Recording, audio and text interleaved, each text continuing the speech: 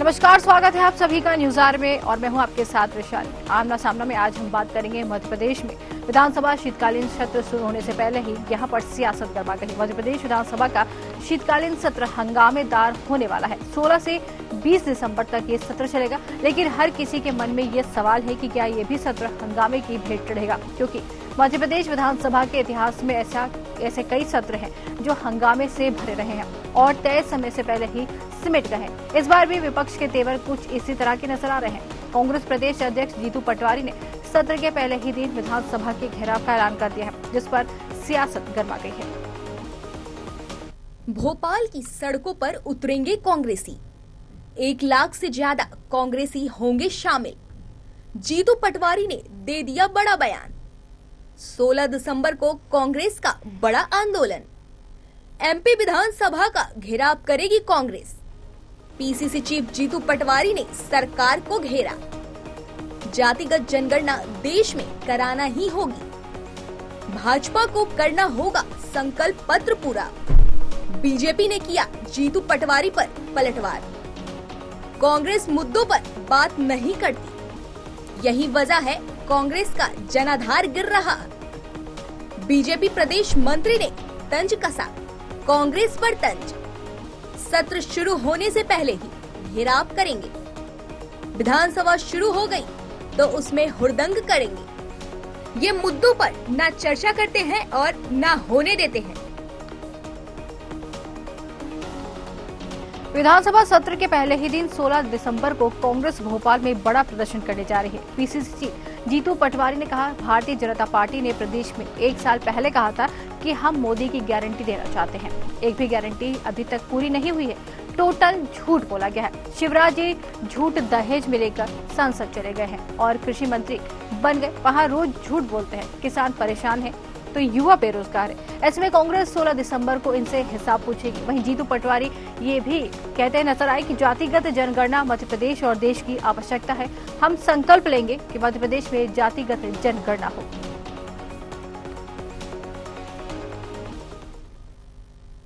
Bharatiya Janata party ने प्रदेश में 1 साल पहले ये कहा था कि हम मोदी गारंटी देना चाहते हैं। 2600-2700 गेहूं के दाम थे, 3100 धान के दाम थे, 450 रुपये का गैस सिलेंडर था, बहनों को मुफ्त आवास योजना के अंतर्गत भी घोषणाएं थी, 3000 बहनों को देने की बात थी। एक भी मोदी गारंटी पूरी नहीं हुई, टोटल झूठ। और शिवराज जी ये झूठ लेके दहेज में चले गए, वहां संसद में, वहां कृषि मंत्री बन गए। वो रोज झूठ वहां बोलते हैं। तो हम 16 तारीख के दिन पूरे प्रदेश के किसान, युवा, महिला, गरीब, जो इनको वोट किया वो भी और जो कांग्रेस का वर्कर है वो भी, इनसे हिसाब पूछेगा। जवाब दो, आप कब दोगे, क्यों नहीं दिया, और नहीं दोगे तो चैन से आप सरकार चला कैसे सकते हो। कांग्रेस का दायित्व है। साथ ही साथ जातिगत जनगणना इस देश की, इस प्रदेश की नीड है। इस देश के संसाधन पर गरीब का हक है, और गरीब का क्या और अमीर का फासला तभी पता चल सकता है जब जातिगत जनगणना होगी। और वहीं बीजेपी ने कहा है कांग्रेस मुद्दों पर बात नहीं करती, यही वजह है कि कांग्रेस का जनाधार लगातार गिर रहा है। बीजेपी प्रदेश मंत्री ने तंज कसते हुए कहा कि विधानसभा शुरू होने से पहले ही घेराव करेंगे। विधानसभा शुरू हो गई तो उसमें हुड़दंग करेंगे। ये मुद्दों पर न चर्चा करते हैं और न ही होने देते हैं। देखिए, कांग्रेस केवल 1 साल भाजपा सरकार का पूरा होने पर हंगामा कर सकती है, हल्ला कर सकती है, हुड़दंग फैला सकती है, अनाप शनाप बयानबाजी कर सकती है, अभद्र भाषा बोल सकती है। मुद्दे की बात ये कर नहीं सकते। न बहस, न चर्चा, न विधानसभा के भीतर, न विधानसभा के बाहर, न विकास का मुद्दा, न जन कल्याण का मुद्दा, न सामाजिक मुद्दा, न राजनीतिक मुद्दा। केवल हुड़दंग और अनाप शनाप बयानबाजी इनकी पहचान बन चुकी है। तो अब जिस तरीके से विधानसभा का सत्र शुरू होने वाला है, शीतकालीन सत्र शुरू होने वाला है, लेकिन उसके पहले ही यहाँ पर कांग्रेस ने ऐलान कर दिया है कि वो उसमें यहाँ हंगामेदार जो है सत्र रहने की बात को कहते हुए नजर आ रहे। सड़कों पर उतरकर प्रदर्शन करने की बात यहाँ पर कहते हुए नजर आ रही। कई मुद्दों पर सरकार को घेरने की चेतावनी दी है, लेकिन इससे उलट अब बीजेपी यहाँ पर पलटवार कर रही। बीजेपी का कहना है कि कांग्रेस मुद्दों पर बात नहीं करती, सिर्फ कांग्रेस का काम है हुड़दंग मचाना और सत्र नहीं चलने देना। आज इसी पर चर्चा करेंगे। हमारे साथ प्रियंका दुबे, प्रवक्ता बीजेपी से जुड़ गई हैं। रितेश त्रिपाठी प्रवक्ता कांग्रेस से जुड़ गए हैं और प्रहलाद शर्मा वरिष्ठ पत्रकार हमारे साथ जुड़ गए। आप सभी का बहुत बहुत स्वागत है। और मैं बीजेपी के साथ ही डिबेट की शुरुआत करना चाहूंगी। प्रियंका जी, जिस तरीके से कह सकते हैं कि विधानसभा जो है सत्र वो शुरू होने से पहले ही कांग्रेस यहाँ पर ऐलान कर चुकी है, बड़ा ऐलान करा है कांग्रेस ने, कहती हुई नजर आ रही सरकार को घेरेगी, क्या कहेंगी? नमस्कार। अगर हम बात करें सरकार लोकतंत्र खूबसूरती इतनी होती अगर बात करें। प्रियंका जी आपकी आवाज हम तक नहीं आ पा रही है, ठीक से आपकी आवाज हम तक नहीं आ पा रही है। वापस आपके पास आएंगे, कांग्रेस की तरफ रुख करेंगे। कांग्रेस से सीधा यही सवाल है, बीजेपी का कहना है कि कांग्रेस मुद्दों पर बात नहीं करती है, कांग्रेस के पास मुद्दे नहीं है, या फिर ये कह सकते हैं कि कांग्रेस मुद्दों पर बात ही नहीं करना चाहती है, क्या कहेंगे? जी वैशाली जी, सबसे पहले तो मैं आपके चैनल के सभी दर्शकों को नमस्कार करता हूं। और जैसा कि जीतू पटवारी जी ने कहा, तो जीतू पटवारी जी ने सारे आंकड़े बताए जी। अब जो आंकड़े रह गए हैं तो मैं आपको बता देता हूं। NCRB, national crime record bureau, कहता है कि मध्य प्रदेश महिला अपराधों में नंबर 1 है, मध्य प्रदेश महिला छेड़छाड़, फास्को और बलात्कार में नंबर 1 है, आदिवासी अत्याचारों पर भी महिला नंबर 1 पर है, हरिजन के ऊपर जो प्रताड़ित करने के मामले हैं वो भी नंबर 1 पर हैं। तो और मध्य प्रदेश बेरोजगारी दर में भी आप ये देखिए कि 35,70,000 श्रम विभाग की ऑफिशियल वेबसाइट पर रजिस्टर्ड बेरोजगार हैं। और ये खुद केंद्र सरकार कहती है कि अगर आपके यहाँ रजिस्टर्ड है तो 3 गुना अनरजिस्टर्ड बेरोजगार होंगे। तो मध्य प्रदेश में 1 करोड़ लोग बेरोजगार हैं। 1 साल यहाँ की सरकार पूरा करने जा रही है। 2700 किसी किसान को मिला हो तो बताएं, 3100 किसी किसान को धान में मिला हो तो बताएं, महिलाओं को 450 का सिलेंडर मिल रहा हो तो बताएं। मध्य प्रदेश के खुद के 2 मंत्री हमारे मुख्यमंत्री से बजट के लिए लड़ रहे हैं। वैशाली जी, आपने सुना 2 दिन पहले, दोनों ही दिग्गज मंत्री हैं, कैलाश विजयवर्गीय जी और प्रहलाद पटेल जी। अब मैं कहता हूं, भारतीय जनता पार्टी को जनता ने बीजेपुर के चुनाव में साफ साफ आईना दिखा दिया है। और जिस बुधनी को लगातार लाखों मतों के अंतर जीतते आ रहे थे, उसी बुधनी को चुम्मा 10,000 वोट से जीतते ने नानी याद आ गई है। ठीक है। मध्य प्रदेश की हालत ये है कि भारतीय जनता पार्टी ने पूरे मध्य प्रदेश की जनता को निचोड़ कर सरकार चला रही, पर ये सरकार ज्यादा दिन चलने वाली नहीं है। जवाबदेही विपक्ष से मांगते हैं, अपनी जवाबदेही की कोई बनती नहीं जनता के प्रति। कब तक मध्य प्रदेश का आम जनमानस इनके अत्याचार को सहेगा? कब तक? ठीक है, इसका जवाब हम ले लेंगे रितेश जी, इसका जवाब बीजेपी से ले लेंगे, वापस आपके पास आएंगे, बीजेपी से इसका जवाब लेंगे। लेकिन प्रियंका जी कुछ ही समय वापस आ रहे हैं, वरिष्ठ पत्रकार की तरफ रुख करेंगे। जिस तरीके से यहाँ पर, क्या ये सत्र भी, हम आपसे ही जानना चाहेंगे प्रहलाद जी, कि क्या ये सत्र भी हंगामेदार ही रहने के आसार नजर आ रहे हैं? क्योंकि मध्य प्रदेश विधानसभा के इतिहास में कई ऐसे सत्र है जो हंगामे की भेंट चढ़ चुके हैं, और यहाँ पर भी ऐलान ऐसा ही कुछ हो चुका है। देखिए, अगर विपक्ष मजबूत है जी तो निश्चित ही वह सरकार को घेरने का कार्य करता है, और विपक्ष मजबूत होगा तभी हमारे जो जनता के मुद्दे हैं उनकी ओर सरकार का ध्यान आकर्षित कराया जा सकता है। सरकार अपनी ओर से कार्य करती है, अपनी कार्य योजनाएं होती है, उसकी नीतियां होती है, उससे वो कार्य चलाती है। लेकिन अगर विपक्ष कमजोर होता है तो सरकार भी उतनी सजगता के साथ कार्य नहीं कर पाती। मध्य प्रदेश में लंबे समय से इस बात का अभाव महसूस किया जाता रहा है कि यहाँ कभी भी सजग विपक्ष नहीं रहता है। जहां तक अभी कांग्रेस ने रणनीति बनाई है, वो विधानसभा सत्र शुरू होने से पहले सड़क पे उतरने वाली है जी। तो ये आप सत्ता में, आप विधानसभा में जाइए, सरकार को घेरिए, अच्छी बात है। सड़क के ऊपर तो ये केवल एक राजनीति के लिए और जनता के बीच हम हैं, हमारी उपस्थिति है, इसका एहसास मात्र कराने तक के लिए होता है। आपको घेरना है तो सरकार को सदन में जाके घेरिए, वहां चर्चा करिए, चर्चा के लिए समय लीजिए, आप विषयों के ऊपर केंद्रित होकर के बात करिए। बिल्कुल। क्या डॉक्टर मोहन यादव सरकार में 1 साल की क्या उपलब्धियां रही? ये सरकार अपनी उपलब्धियां बताती है तो आप उनकी जो असफलता है उनको बताइए। बिल्कुल। तब इसको कहा जाएगा कि आप विपक्ष के रूप में विधानसभा में जनता की ओर से अहम भूमिका निभा रहे हैं। सड़क के ऊपर प्रदर्शन करना, सड़क के ऊपर हंगामा कर देना, ये राजनीतिक दृष्टि से चलता रहता है, लेकिन विधानसभा सत्र के दौरान आप अगर वास्तव में जनता का हित चाहते हैं तो मुद्दों के ऊपर जाकर चर्चा करिए, बिल्कुल उस पर सवाल जवाब करिए। आपके पास में अवसर है, आप अपने पहले से सवाल लगाइए और वहां जाकर के इसके ऊपर चर्चा करना चाहिए कि आखिर आपने जो वादे किए क्या वादे पे आप पूरे खरे उतर रहे हैं, आपकी उपलब्धियां क्या है और किन विषयों पे आप क्या करने जा रहे हैं, क्या किया। बिल्कुल लेकिन ये इस टाइप से खड़े होकर के सड़क के ऊपर आना और ये कर जाना, इससे कुछ होना नहीं है, केवल एक राजनीति का मुद्दा भर हो सकता है। बिल्कुल सही कह रहे हैं कि चर्चा अगर करनी है तो विस्तार से चर्चा करें, मुद्दों पर बात करें। बिल्कुल आपका सही कहना है। प्रियंका जी, सीधा सीधा सवाल आपसे ही है कि जिस तरीके से कांग्रेस यहाँ पर आरोप लगा रही है वादा खिलाफी का, कांग्रेस कह रही है कि बीजेपी वादा खिलाफी करती है, कोई वादे पूरे नहीं करती है। देखिए, ये मैं स्टार्टिंग में भी कह रही थी कि लोकतंत्र की विशेषता है कि सरकार अपने कार्य करे और विपक्ष उसके ऊपर पूरी तरीके से निगरानी करते हुए लगाम कसने की कार्य पूरी तरीके से करे। ये लोकतंत्र की विशेषता है कि अगर निरंकुश सरकार होगी तो भी जनहित नहीं हो सकता। परंतु जब सत्र होते हैं, एक सत्र का 1 मिनट का खर्चा करीबन 66,000 रुपए होता है, 1 मिनट का खर्चा। और तकरीबन अगर मैं उसको कैलकुलेटिवली बात करने जाऊं तो 40 लाख रुपए का करीबन खर्चा एक सत्र के ऊपर बैठ जाता है। अगर एक दिन का जो खर्चा 1 घंटे के हिसाब से अगर हम बात करें तो 40 लाख और इन एवरेज बन जाता है, जो कि काफी एक्सपेंसिव होता है। इस सत्र में आपको जनता से जनहित के मुद्दों के ऊपर आप बहस कर सकते हैं, प्रश्न कर सकते हैं, परंतु टाइमिंग की कमी के कारण सिर्फ 10% विधायक ही अपने प्रश्न पूछ पाते हैं और उसका आंसर मिल पाता है।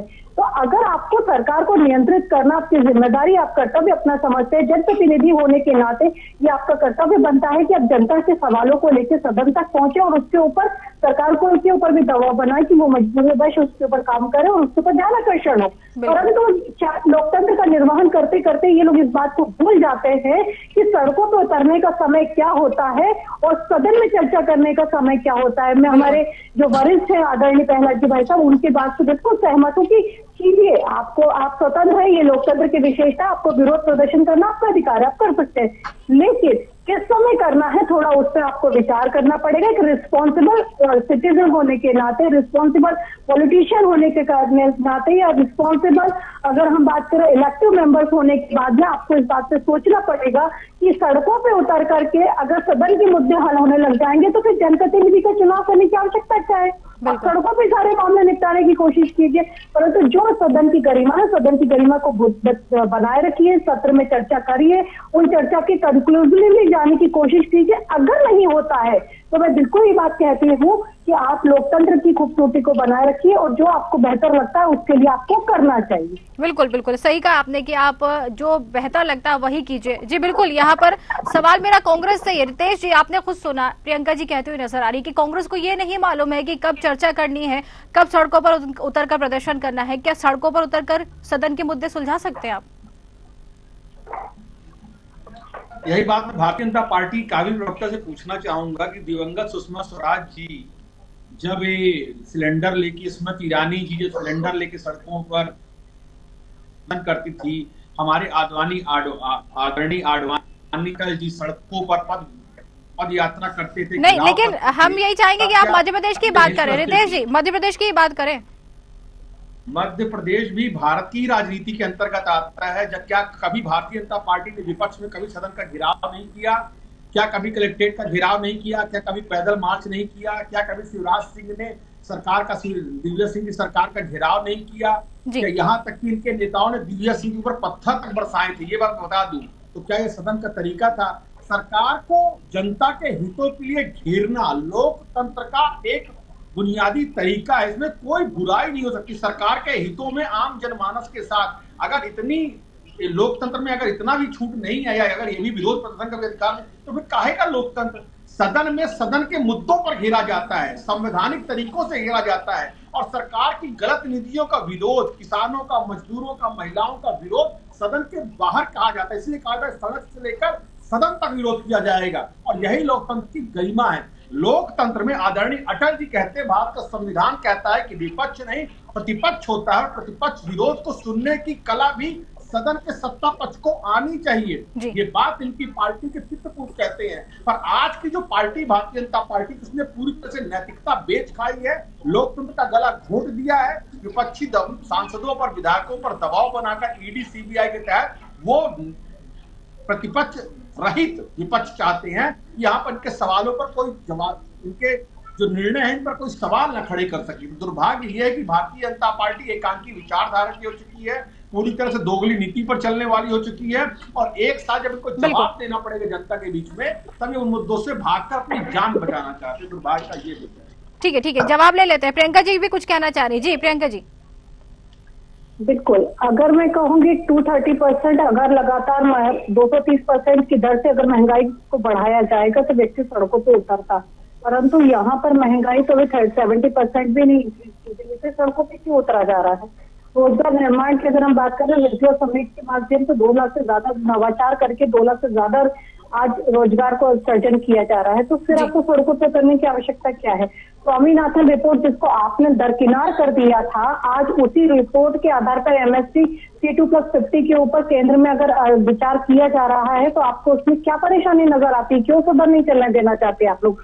उसके बाद अगर आप महिलाओं की बात करते हैं तो अलग अलग SCRB का आंकड़ा है, अभी विगत 1 साल का SCRB का आंकड़ा आप उठा करके देख लीजिए, जो सरकार ने बनाया है और ना ही आप लोगों ने उसको ऑडिट किया है। SCRB ने खुद अपना आंकड़ा जनरेट किया जिसमें 1 साल के अंदर गंभीर अपराधों के ऊपर नियंत्रण किया गया है। फिर भी जो कमियां हैं उसके ऊपर अभी भी और कार्य जन अभियान चला करके कोशिश की जा रही है, जिसके अंदर अगर हम बात करें, हम होंगे कामयाब जैसे जो अभियान है वो पुलिस और गृह विभाग के द्वारा आज भी संचालित हो रहे हैं। उसके बाद में भैया जी का जो ध्यानाकर्षण है वो इस और करवा दूं कि जिन मुद्दों को लेकर के आप सड़कों पे जा रहे हो, लोकतंत्र की जो आप दुहाई दे रहे हो, उसमें 107 बार अमेंडमेंट आप लोगों ने अपनी फ्लेक्सिबिलिटी पे किया है। जिस सुप्रीम कोर्ट की आप दुहाई देते हो, सुप्रीम कोर्ट के निर्णय को दरकिनार करके आपातकाल लगाने वाली आपकी सरकार है। आप उसको मत बोलिए कि आप लोगों ने किस तरीके से लोकतंत्र का गला आपने घोटा था और घुटता पूरे देश में था। तो कोशिश ये कीजिए कि लोकतंत्र के बारे में आप लोग चर्चा ना करें और संविधान की दुहाई अगर आप लोग ना देंगे तो बेहतर होगा, क्योंकि सबसे ज्यादा उसका गला घोटने वाले आप ही लोग हैं, जिन्होंने बार बार अलग अलग तरीके से लोगों का गला घोटा, उन्हें बांटा, उन्हें बांट करके फूट डालो राज करो की जो राजनीति आप लोगों ने करी, उसके कारण आज परिस्थितियां जो सर्जित हुई है उसका भुगतान भी वर्तमान सरकार को भोगना पड़ रहा है। परंतु गलत निर्णयों को सही करने का समय है तो उन्हें करने दीजिए, सदन को व्यवस्थित रूप से संचालित कीजिए। मॉनिटरिंग करना आवश्यक है, परंतु तर्क अगर कुतर्क में बदल जाए तो उसका कोई प्रभाव नहीं होता। अगर आप लोगों को इतना ही प्रभावित करना था तो विधानसभा और लोकसभा में करते तो शायद आप लोगों का जनाधार तैयार होता, बूथ पे आप लोग हीरो बनते, जो कि आपके खुद के प्रदेश अध्यक्ष जी कहते हैं कि आप लोग बूथ के ऊपर आज हीरो हैं और भाषणों में आप हीरो हैं। तो तकलीफ वहां पर आप लोगों की है। बाकी जैसा अगर मैं आपको कहूँ तो अगर ग्रेट पॉलिटिशियन वही होता है जो समय पे अपनी बात को रखना चाहे और सही स्थान पे रखना चाहे, परंतु मुझे ऐसा लगता है कि आप लोग अगर सदन के मुद्दे सड़कों पर निपटाना चाहते हैं तो उसके लिए भी आप लोग स्वतंत्र हैं, परंतु मुझे नहीं लगता कि उससे उसका आपका कोई लाभ होने वाला है। ठीक है, इसका जवाब जनता का कोई लाभ होगा। ठीक है, जवाब ले लेते रितेश जी। जिस तरीके से चुनाव, अभी पिछले चुनाव में जो एक नारा चला था बटेंगे तो कटेंगे, अब वही बीजेपी आप पर आरोप लगा रही है, बांटने का आरोप लगा रही है बीजेपी आप पर।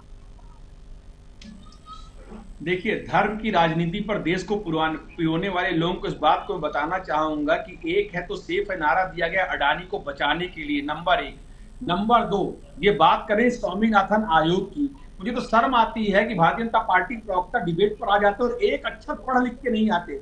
एनसीआरबी कहता है कि मध्य प्रदेश में 1.50 गिरावट आई है, क्योंकि यहाँ की खुद की पुलिस एफिडेविट देती है कि हमने इतने अपराध रोक लिए। शर्म आनी चाहिए। नंबर 2। नंबर 3, ये कहते हैं स्वामीनाथन आयोग ने किस किसान को आपने क्या क्या फायदा दिया। पूरे देश का किसान आज सरकार के खिलाफ बिगुल बजाए हुए है, सरकार को घेरने, और आप रास्ते में आप कांटे, तीर, बारूद, गोला सब कुछ चलाने को तैयार हो। स्वामीनाथन आयोग की रिपोर्ट की बात करती है, आप न्यूनतम लागत मूल्य की बात करती हैं, आप एमएसपी की बात करती हैं, और आपने बात की चुनाव की। तो मैं आपसे बताना चाहता हूं, विजयपुर में आपके जो हवाई के फॉरेस्ट मिनिस्टर बनाए गए थे, रातों रात जनता ने उनका किला ढहा दिया है, और एक रात पहले राजस्थान से हथियारबंद गुंडे विजयपुर के आदिवासी गोली चलाने के लिए क्या कर रहा था गृह मंत्री, क्या कर रहा था आपका मुख्यमंत्री मोहन यादव जी विदेश में कर्ज लेने गए थे, और वैशाली जी प्रदेश का 8000 किसान सड़कों पर गोली और बारूद खाकर अपने लिए खाद के जुगाड़ में लगा था। शर्म आनी चाहिए मेरे को भारतीय जनता पार्टी प्रवक्ताओं से कि बिना पढ़े लिखे और हर डिबेट पर बैठते हैं और अनर्गल बयानबाजी करते हैं मात्र सरकार के बचाने के लिए। आपकी पहली जिम्मेदारी प्रियंका जी मध्य प्रदेश की 8 करोड़ जनता के प्रति है, और दूसरी जिम्मेदारी आपकी अपनी पार्टी के प्रति है। जिस दिन आपके दिमाग में ये बातें आ जाएंगी, निश्चित तौर से आप क्षमा याचना पूरे प्रदेश की जनता से करेंगे। ठीक है। तब तक थोड़ा सर्व और स्वाभिमान को जगाए रखिए। ठीक है, इसका जवाब हम लेंगे। प्रियंका जी आपके पास वापस आएंगे, आप कुछ कहना भी चाह रही, वापस आपके पास आएंगे। प्रहलाद जी, जिस तरीके से यहाँ पर अगर कहें कि विधानसभा सत्र जब जब शुरू होता है, उसकी तैयारियां जब की जाती हैं, लाखों करोड़ रुपए खर्च हो जाते हैं, लेकिन जिस तरीके से यहाँ हंगामे की बात होती है या हंगामा किया जाता है, क्या ये उचित है? इस पर क्योंकि ये दुर्भाग्य है हमारा जी कि जो हम जिन प्रतिनिधियों को चुन करके भेजा है वो विधानसभा में विषय की तैयारी करके नहीं जाते हैं, विषय पर केंद्रित होकर के बातें नहीं करते। विधानसभा एक ऐसा पटल है जहां जाकर के विषय के ऊपर चर्चा होना चाहिए, योजनाओं पे, कार्यों के ऊपर चर्चा होना चाहिए, नीतियों के ऊपर चर्चा होना चाहिए। वो चर्चा में होकर के केवल हंगामा होता है। जी जब तक इस विधानसभा पटल के ऊपर जाकर के कोई सार्वजनिक चर्चा नहीं होगी, उसके निष्कर्ष नहीं आएंगे, सरकार इसलिए विपक्ष को जाना चाहिए, सरकार से जवाब लेना चाहिए, वहां अपने तथ्यपरक उदाहरण प्रस्तुत करते हुए अपनी बात को रखना चाहिए, ना कि केवल करना, बहिर्गमन कर जाना, बाहर आकर चर्चा करना, इससे निष्कर्ष नहीं निकलती। ऐसी स्थिति में सरकार चूंकि बहुमत में होती है तो वो अपने हित के जितने मुद्दे होते हैं उनको पास करा देती है और ये बाद में केवल चिल्लाचोड़ भर रह जाए। क्योंकि हम जब तक रहा, चाहे वो किसानों को लेकर के चर्चा, किसानों मैं 1986 से कार्य कर रहा हूँ। मैंने अरविंद सिंह जी का कार्यकाल देखा है, मोतीलाल वोरा का देखा है, दिग्विजय सिंह का देखा है। पहले किसानों के हित में कार्य होते थे, उसके बाद क्या होने लगे, जब शिवराज सरकार आई उसके बाद से बाबूलाल गौर के मुख्यमंत्री कार्यकाल में पहली प्राकृतिक आपदाओं को लेकर के किसानों को राहत राशि, मुआवजा दिया जाने लगा। जी पहले कहाँ ऐसी व्यवस्था होती थी? बिल्कुल। फसलें खराब हो जाती थी, बाढ़ हो जाए, सूखा पड़ जाए, आगजनी हो जाए, बिजली प्रकोप तक के ऊपर पैसा दिया गया है। मैंने इस मुद्दे को विधानसभा में मैंने जब उठाया था, विधानसभा में चर्चा का विषय बना था, तो ऐसी स्थितियां पहले भी हमने सरकारें देखी, पहले भी इन चीजों को देखा है। अभी पिछले हम ये वर्तमान मुख्यमंत्री ये कार्यकाल में देखा जाए, इस लेवल से बेहतरीन स्तर से जाकर के रोजगार स्थापित करने, युवाओं को रोजगार उपलब्ध कराने, इन विषयों पे जो कार्य हो रहे हैं जी, हम तो देख रहे हैं। 25 साल पहले कांग्रेस की सरकार थी, सब राजस्थान और मध्य प्रदेश का जो है संबल, काली सिंध, पार्वती नदी वाला विवाद कभी नहीं पाया। 25 सालों से विवाद चल रहा था, इसका निदान हुआ इसी कार्यकाल में, हिकार के कार्यकाल में हुआ, अभियान हुआ जी। इन ऐसे जो विषय हैं, जो विषय लंबे समय से लंबे थे, जिनके काम नहीं हो पा रहे हों, उनको लेकर के विधानसभा सत्र में अपनी बातें रखे, वहां पे इस मुद्दे को उठाया जाए ताकि प्रदेश का कोई भला हो सके। बिल्कुल, करोड़ों रुपए खर्च होते हैं साहब, उसके बाद जब हंगामे की भेंट चढ़ जाता है ये सब। बिल्कुल बिल्कुल सही कहना आपका कि हंगामे की भेंट चढ़ जाता है, करोड़ों रुपए खर्च होने के बाद भी हंगामे होते हैं, यहाँ पर बात नहीं हो पाती, सदन नहीं चल पाता। बिल्कुल सही कहना आपका। रितेश जी हमारे साथ नहीं है, रितेश जी हम अभी यहाँ से चले गए हैं, लेकिन प्रियंका जी आप कुछ कहना चाह रही थी जी। देखिए, कांग्रेस बात करती है धर्म के हिसाब से विभाजन की, तो बांग्लादेश और पाकिस्तान धर्म पे विभाजन करके किसने बनाए, ये पूरा इतिहास सब लोग पढ़ सकते हैं, सबकी जानकारी में है। अगर ये बात करेंगे तो जाति आधारित जनगणना की, तो सबसे पहले राहुल गांधी जी को परेशानी आ जाएगी कि वो दत्तात्रेय ग्रोसरी अपने आप को ब्राह्मण बताएंगे या अपने आप को क्रिश्चियन प्रैक्टिशनर और चर्च जाते हुए बताएंगे, उनके लिए दुविधा का विषय बन जाएगा। तो यहाँ पर भी इनकी दोहरी राजनीति है। और अगर हम बात करें तो मंडल आयोग के रिपोर्ट को ये लोग खुद नकारा, लोग नकारते चले आए और आज भी ये लोग सड़कों पे आकर के सिर्फ नंगापन और हंगामा कर सकते हैं, क्योंकि इनके पास में ना विषय है, ना नेतृत्व है, ना नीति है, और नियत तो कभी इनकी स्पष्ट कभी रही ही नहीं है। तो जनता इन्हें नकार चुकी है, यही बौखलाहट इनके अंदर हमेशा बनी रहती है और वो बनी भी रहेगी। हम लोग सतत वचनबद्ध होकर कार्य कर रहे हैं और आगे भी करते बढ़ते रहेंगे। बिल्कुल, बहुत अच्छी आपने बात कही है कि आप लोग अपना कार्य कर रहे हैं, लेकिन इस समय हमारे पास कम है और ये चर्चा यहीं रोकनी पड़ेगी। आप सभी का बहुत बहुत धन्यवाद हमसे जुड़ने के लिए। तो जिस तरीके से विधानसभा का सत्र शुरू होने से पहले ही हंगामे के आसार नजर आ रहे, साफ तौर पर कांग्रेस यहाँ पर कहती हुई नजर आ रही है कि वो सड़कों पर उतरकर प्रदर्शन करेगी, लेकिन अब बीजेपी का साफ तौर पर यह कहना है कि कांग्रेस के पास मुद्दे नहीं है, सिर्फ सड़कों पर उतरकर प्रदर्शन कर सकती है, मुद्दों पर बात नहीं कर सकती। अब देखना है, ये तो समय ही बताएगा जब विधानसभा सत्र शुरू होगा कि क्या वाकई ये सत्र हंगामेदार होता है या नहीं। हमारे खास कार्यक्रम आमना सामना में आज के लिए फिलहाल इतना ही। नमस्कार।